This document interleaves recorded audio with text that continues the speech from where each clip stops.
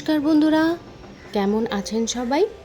আমার বাড়ির গল্প গাথাতে আপনাদের স্বাগত জানাই। আজকের এই ভিডিওটা আমি এই বাসন মাজা থেকে শুরু করলাম, কারণ প্রচুর বাসন জমে গেছে। তো আগে বাসন মাজবো, তারপরে বাকি সব কাজ।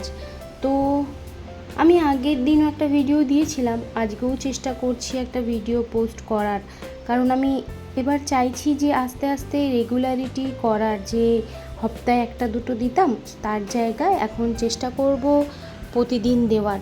তো কারণ আপনারা আমাকে অনেক ভালোবাসাও দিচ্ছেন, অনেকেই পছন্দ করছেন আমার ভিডিও দেখতে। তো অনেকে বলছেনও প্রতিদিন ভিডিও দিতে। বাবা উটকা মেরে বসে কি করছো? চাল বের করছি, চাল চাল।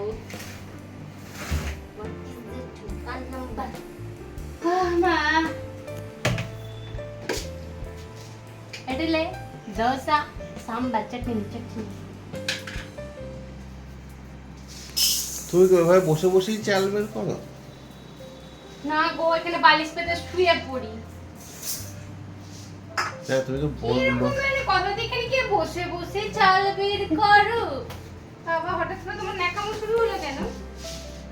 না, অনেকে দেখি যাও করে এরকম।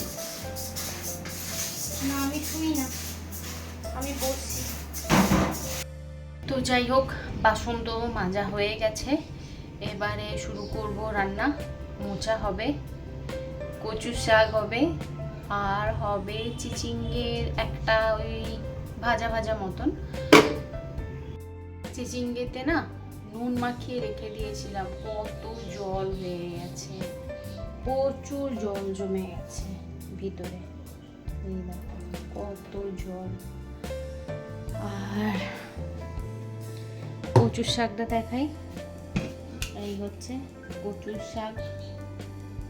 কারণ আজকে আর মাছ ডিম কিছুই করব না, তো ছেলের তো যা হোক দুটো কিছু করে দিতেই হবে, তো সেই জন্যে কচুর শাক আর মোচা।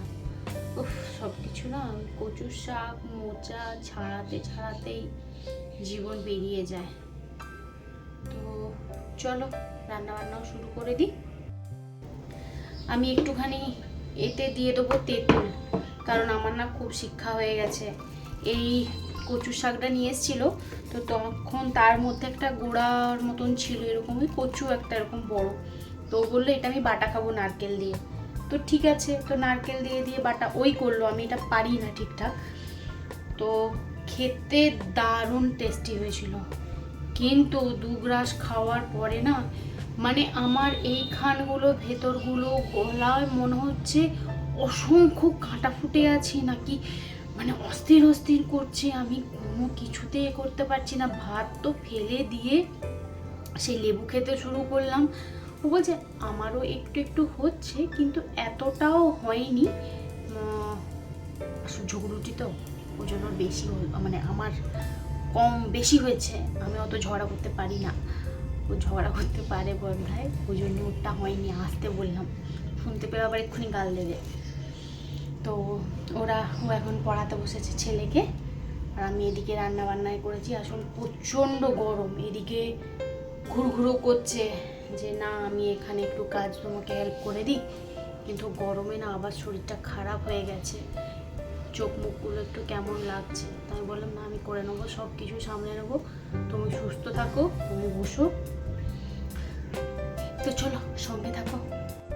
আর আমি আমার পরিবারের একটা দিদিকে বলতে চাই, ওই দিদি আমাকে প্রচণ্ড সাপোর্ট করছে, এবং আমি ওই দিদির নামটা এখন নিচ্ছি না, যদি দিদি পারমিশন দেয় আমি অবশ্যই ওই দিদির নাম নেব। তো আমি ওই দিদিকেই মানে বলছি, দিদি তোমাকে অসংখ্য ধন্যবাদ আমার পাশে এইরকমভাবে থাকার জন্যে, এবং আমাকে রাস্তাটা দেখানোর জন্য যে আমাকে কিভাবে কি এগোতে হবে না এগোতে হবে। তো সত্যি দিদি তুমি আমার পাশে থেকো এইভাবে, তোমাকে অনেক ধন্যবাদ। এই দুটো না আমাদেরকে সারাক্ষণ জ্বালিয়ে খেতে থাকে, সারাক্ষণ এমনভাবে ও করছে, মোবাইলের মধ্যে কেউ ডাকছে, মানে পাগল করে দেয় এরা। এই যে এইগুলো, আর আরও দুটো আছে, এমন জ্বালাতে থাকে, ঘরের মধ্যে ঢুকে পায়খানা করে করে মানে রেখে দেয়, আর সারাক্ষণ যে ঘর খুলে রাখতে পারি না, জ্বালিয়ে পুড়িয়ে মারে।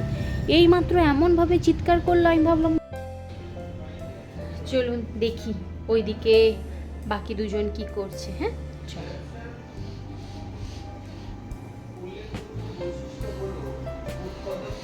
উৎপাদকের সাহায্য, ভোগকারীদের সাহায্য, উপযোগ সৃষ্টি,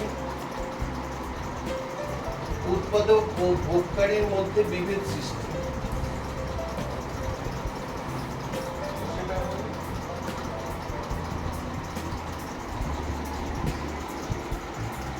ব্যবসার উল্লেখযোগ্য বৈশিষ্ট্য, কথা বলা যায় না, একটু আপনাদের সাথে আমি এটা শেয়ার করলাম যে বাপ বেটা আজকে পড়তে বসেছে, কথা বললেই আবার ভুলে যাবে কি পড়াচ্ছিল। আমিও গাল খাবো, সঙ্গে আপনাদেরকেও খাওয়াবো, তাই চলে আসলাম।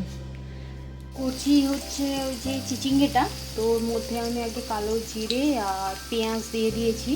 তো পেঁয়াজটা ভাজা হয়ে গেলে তারপরে একটু রসুন থেতো করা দিয়ে দেবো। এই দিয়ে দিয়েছি চিচিঙ্গে, এই জলটাই হচ্ছে বেরোচ্ছে। এবার একটু হলুদ দিয়ে দেবো, বিশেষ কিছুই না, হলুদ দিয়ে ভাজা ভাজা হয়ে গেলে মিষ্টি দিয়ে একটু মানে চিনি দিয়ে নামিয়ে দেবো, বাস। কি হলো গো হাতে? পুড়ে গেছে, কি করে? কড়াটাই লেগে গেল। কি লাগালে? পেস্ট?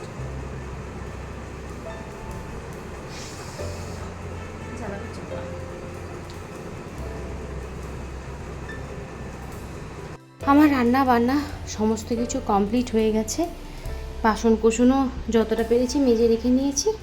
এবারে যাব স্নান করতে।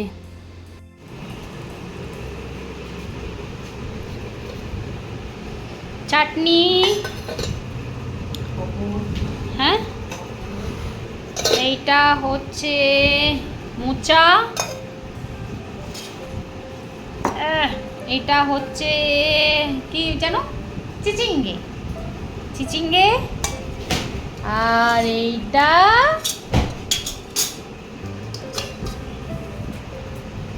কচুর, এই না কচুর লতি না, কচুর শাক। মাথাটা খারাপ হয়ে যাচ্ছে।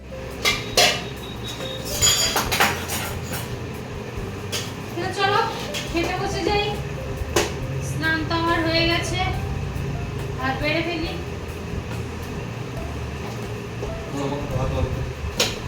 হাঁপিয়ে গেলাম, আমার দুটো হাতেই আজকে ব্যথা। হাতটা কি হয়েছে কে জানে, পড়ে গেছি।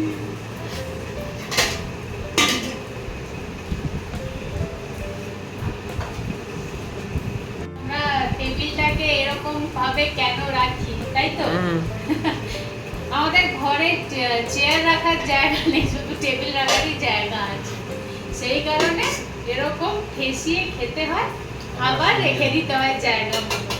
চেয়ার রাখলে আর চলাচলের জায়গা থাকবে না। টেকনোলজি, হ্যাঁ সেই টেকনোলজি দিয়েই চালাতে হবে। কি গরম, কি গরম বাবা, ঘেমে চান করে গেলাম। এই যে আবার বিকেল বেলায় বসে পড়েছি চা নিয়ে, দেখি মুখটা বাবা চ্যাকচ্যাক করছে, চ্যাকচ্যাক করছে। তো এই চাটা খেয়ে চলে এসেছি পার্লারে।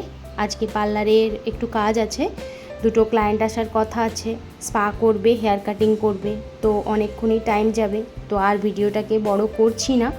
তো আজকের ভিডিওটা আমি এখানেই শেষ করছি। আমার ভিডিও যদি ভালো লেগে থাকে লাইক, কমেন্ট আর সাবস্ক্রাইব করবেন, আর যদি কোথাও ভুল করে থাকি ছোট বোন ভেবে ক্ষমা করে দেবেন।